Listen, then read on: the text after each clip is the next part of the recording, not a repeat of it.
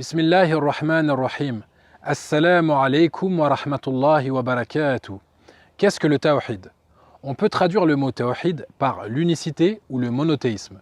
Ce nom est tiré du verbe wahada, dont la définition linguistique est d'affirmer le caractère unique d'une chose. Concernant le Créateur, parmi les définitions religieuses que les savants donnent au mot tawhid, il y a la suivante. Ifradullahi fi rububiyyatihi wa uluhiyyatihi wa fi asma'ihi wa sifatihi. C'est le fait d'affirmer l'unicité d'Allah Azza wa Jal dans sa seigneurie, dans l'adoration et dans ses noms et ses attributs. Le tawhid est la première adoration qui s'impose aux serviteurs. Et c'est la plus importante car c'est la base de l'islam. Tous les messagers ont débuté leur prédication par ce fondement qu'est le tawhid.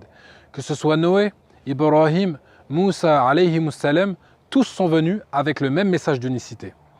Nous avons la preuve dans ce verset où Allah Ta'ala dit وَمَا أَرْسَلْنَا مِن قَبْلِكَ مِن رَّسُولٍ إِلَّا نُوحِي إِلَيْهِ أَنَّهُ لَا إِلَهَ إِلَّا أَنَا فَاعْبُدُونِ.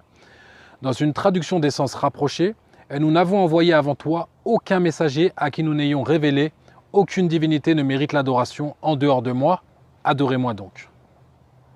Et les versets dans ce sens sont nombreux. Même le prophète Mohammed sallallahu alayhi wa sallam est venu avec ce message d'unicité.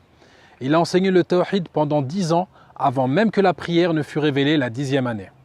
Le tawhid a de nombreux mérites, comme par exemple l'expiation des péchés. C'est par l'application du tawhid que les gens accèdent à l'immense récompense du paradis et qu'une partie de la communauté, par sa concrétisation parfaite, pourra y rentrer sans jugement ni châtiment. Par l'observation minutieuse des textes du Coran et de la Sunna, les savants ont déduit que le tawhid, l'unicité, se divisait en 3 catégories. Le tawhid dans la seigneurie, le tawhid dans l'adoration et le tawhid dans les noms et les attributs. C'est pour cela qu'ils l'ont classifié de cette manière, mais également afin d'en faciliter la compréhension. Essayons à présent d'expliquer de manière concise chaque catégorie.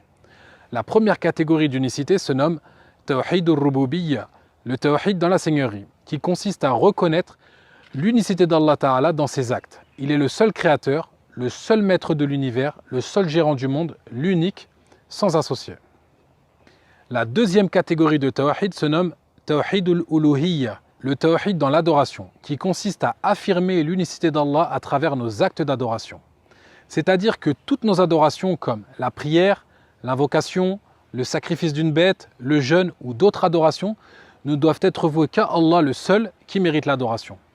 Enfin, la troisième catégorie se nomme Tawhid al-Asma'i wa Sifat, l'unicité des noms et attributs, qui est le fait d'affirmer les noms et attributs d'Allah subhanahu wa ta'ala, avec lequel il s'est nommé lui-même dans le Coran, et ceux par lesquels son prophète sallallahu alayhi wa sallam l'a nommé et décrit.